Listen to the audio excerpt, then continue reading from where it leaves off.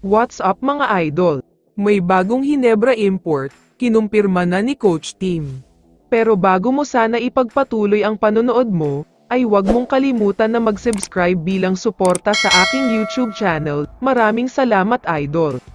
Nalalapit na tayo sa bandang dulo ng elimination round. Sa kasalukuyan ay 3 teams na ang eliminated at hindi na makakasali sa playoffs. Ito nga ay ang Terraforma Jeep, Blackwater Bossing at Phoenix Fuel Masters.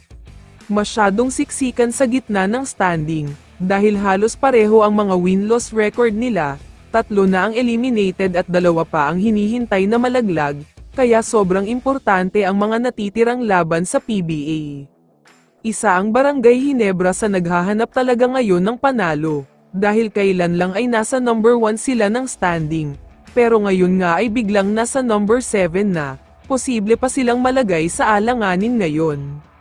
Pero ayon kay Coach Team, isa daw talaga sa problema nila ngayon ay si Justin Brownlee. Wala naman siyang attitude problem, pero ang pinaka-problema sa kanya ay ang kalusugan niya, dahil agad siyang napapagod. Hindi uubra ang ganito sa playoffs dahil mas intense at mas pisikalan na ang playoff round, kaya naman kailangan daw ng Hinebra ng mas malakas na import at mas may energy, dahil makikipagbakbakan mula umpisa hanggang dulo. Ayon sa multiple sources, kinakausap na daw ng Barangay Hinebra ang former super import ng Bay Area Dragons na si Miles Powell. Ayon sa kanya ay gusto daw talaga niyang maglaro sa Hinebra dahil pangarap niya daw ito.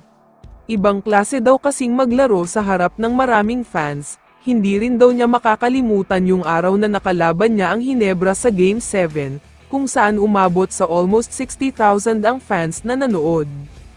Kaya naman may mga kumakalat na post ngayon at pinapakita nga dito na suot na ni Miles Powell ang kanyang Hinebra jersey. Mukhang sign na talaga ito na magpapalit na ng import ang Hinebra at aalisin muna si JB.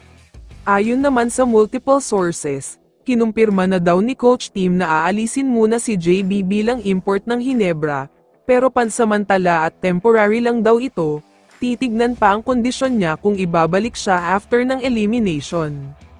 Pero sa tingin ko ay good choice talaga ito para sa Hinebra, dahil hirap na hirap talaga si JB na makipagsabayan sa ibang teams, deserve niya ang pahinga na ito, at siguradong next season ay magpapakitang gilas na siya.